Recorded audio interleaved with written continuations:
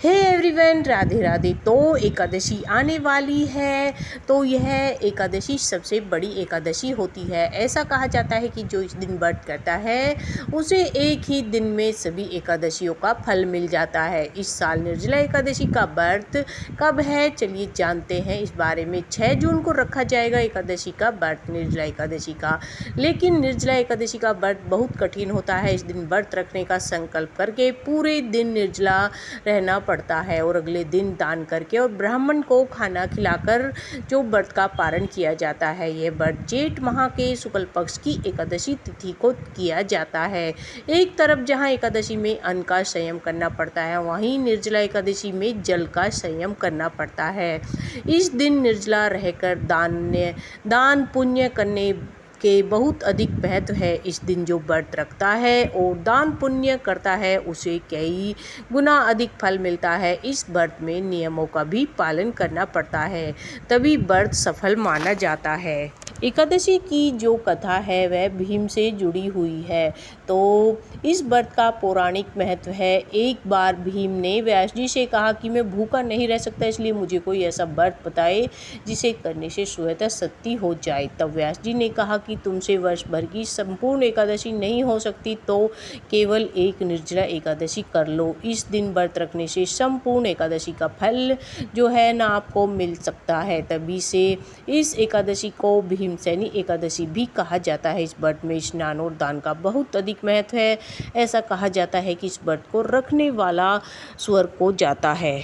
एकादशी व्रत की तिथि इस प्रकार है। जेठ माह का शुक्ल पक्ष की एकादशी तिथि 6 जून को रात 12:15 पर शुरू होगी, जिसका समापन अगले दिन यानी 7 जून को सुबह 4:47 पर होगा। ऐसे में उदया तिथि के कारण यह व्रत 6 जून को ही रखा जाएगा।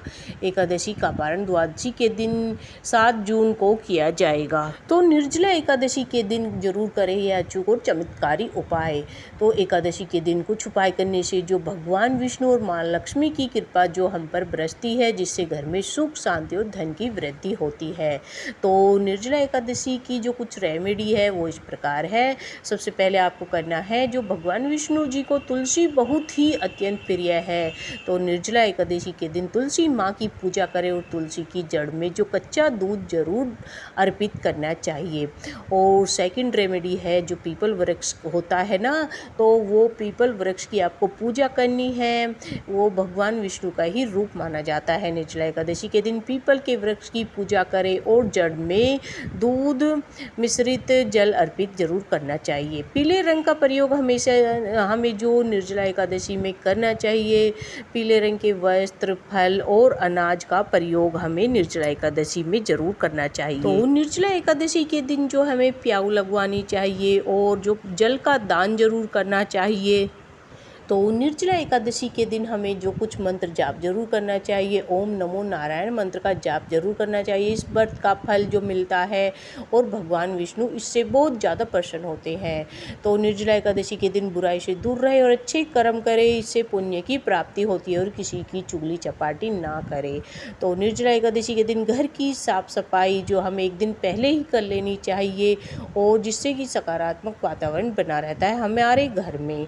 जो निर्जला एकादशी के दिन भगवान विष्णु और माँ लक्ष्मी की भी पूजा तो हम करते ही हैं, तो इससे माँ लक्ष्मी बहुत ही प्रसन्न होती हैं और विष्णु भगवान भी। तो जो आप ऐसे पूजा करेंगे, यह अचूक उपाय करेंगे, तो भगवान विष्णु जी और माँ लक्ष्मी का आशीर्वाद आप पर जरूर बनेगा।